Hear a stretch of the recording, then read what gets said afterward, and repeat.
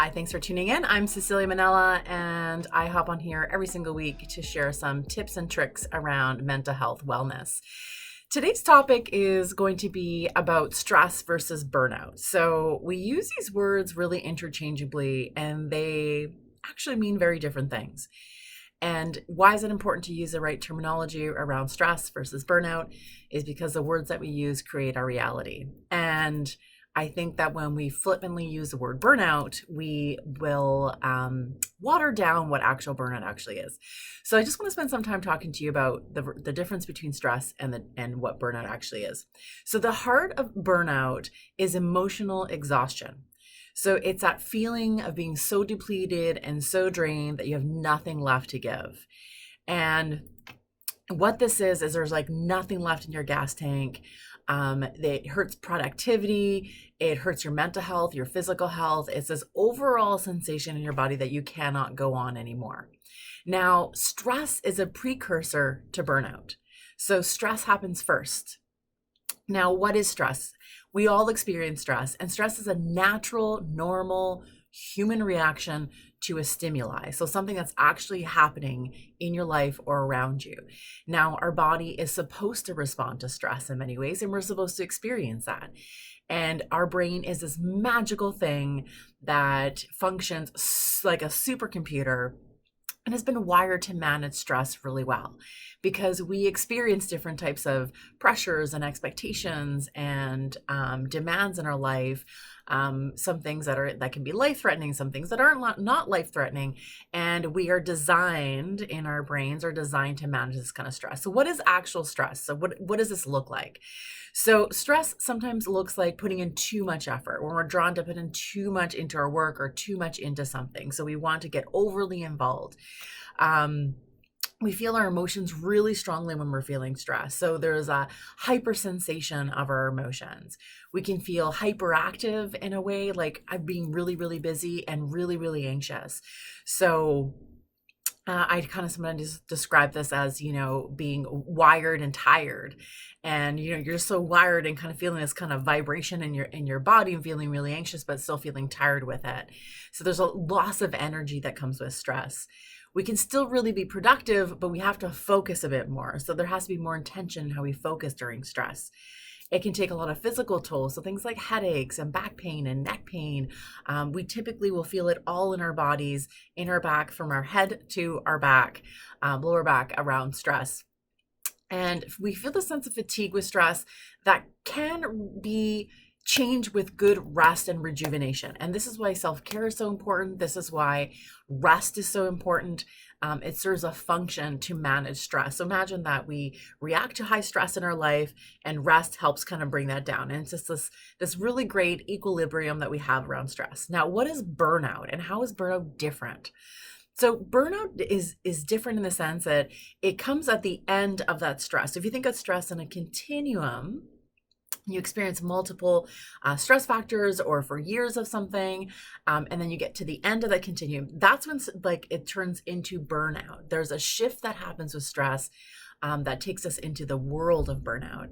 So what happens in burnout is it's really difficult to put in effort. So stress kind of pulls us to be kind of really anxious and be hyperactive, and burnout is actually heavier and actually creates this dull stop. It's more blunted. Your emotions kind of get really flat. You don't really feel things as much. It just becomes this, think about it, it's a plateau of emotion and there's not really any kind of fluctuation. Burnout, you feel really drained and helpless. So this idea of more depressive, it's heavier, it's a bit deeper. There's less motivation. It's really difficult to get moving, to focus on something. We work really hard with very little productivity in burnout. So there's a sense of a lot of energy output, but there's not a lot to show for it. It takes a strong emotional toll, where stress takes a physical toll. Burnout takes more of an emotional toll of hopelessness and helplessness. And it's persistent fatigue that doesn't really go away with rest. So you can give yourself a really great weekend of really good sleep and reducing all the inputs of the demands and still feeling that deep fatigue. The research on burnout is that it usually takes years to recover from it. So we deal with stress on a long period of time, and then we get to this place of burnout that takes a really big toll on us. Now, with the pandemic, there's lots of us who are feeling this, we're kind of waving in between this place of stress and burnout. And we're on that edge. And so I want to give you some ideas on how to address this, on things that you can do to reduce burnout, but also reduce the stress factor of getting to that place. So the first thing you can do is focus on demand. So these tips come from Adam Grant. He's an organizational psychologist in the US, and he has written an article about burnout. And these are some of his ideas around them and some of mine. So demand, focusing on reducing demands of your job, demands at home, demand in relationships. So what you want to do is take a step back and look at all the demands in your life. Maybe make a list of them. This is where journaling comes in really, really handy. If you can write all the demands that are on you at this point and look at them and take stock of them. And ask yourself if there's anywhere that you can reduce the load just a little bit here, a little bit there. The biggest load that you can make, the change of demand in your life right now, is digital demands. How often you're on your phone, on your computer. It is the number one thing that you can focus on demand. Number of appointments, number of meetings, number of projects, number of hours that you spend on social media is really important to take down the digital demand. We are all experiencing massive increase of digital demand in the last couple of years, and without really realizing the toll that it's taking on our mental health, our physical health, our emotional health. So look at demand. Then you want to be looking at control. So what in your life do you actually have control about? What do you have control over? And what do you not have control over? So you want to be able to look at, what do I actually control and how can I manage that a bit better? Stop focusing on things that you cannot control. We often get so trapped into anxious thinking or problem thinking when it comes to things that we actually have no control over. And that can be a really big waste of energy, time, and focus. And what you want to focus on are things that you actually have control over. So do you have control over your schedule? Do you have control over the commitments you've made? Do you have control over how you spend leisure time, off time? What are you doing with that? So focus on the things you actually have control over and ask yourself whether you are using that for rest, are you using that in a way that best supports your mental health at this point in your life? Now, any kind of plan isn't forever. It's just a temporary plan for this season. So in this season, what do you need to do to create some change? What do you need to reorganize, reprioritize in order to give yourself some space? The third thing you can do is really looking at increasing your supports. We simply just need way more support to feel functional. We have been functioning in reduced amounts of support, in isolation, way smaller connections, and we're paying the price for it. We are not meant to live this way. We're not meant to live in isolation. We're not meant to live in these really tiny, small clusters of connections. We are meant to live in tribes of usually about 200 people.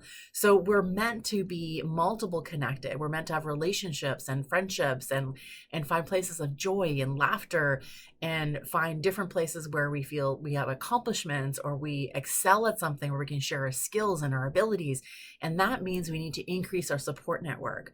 So our cultural norms teach us that asking for help is a weakness, and this is challenging that cultural norm and asking for more supports. The fourth thing I can tell you that you can do to help reduce stress and burnout is naming your emotions. I know it sounds really, really simple, but trust me when I tell you that naming the word exhaustion or tired or I'm stressed or sad or grieving or whatever it is, naming the emotion, it makes it easier to identify what's actually happening and not getting wrapped up in your head and not carrying it in your body.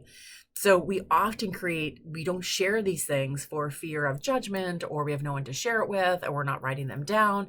But once we name it and speak it, then it's not a problem in your head anymore. It becomes something that we can share with other people, that we can talk about and realize that you're not alone in doing this. And we realize it can be situational, some of these emotions that we're experiencing.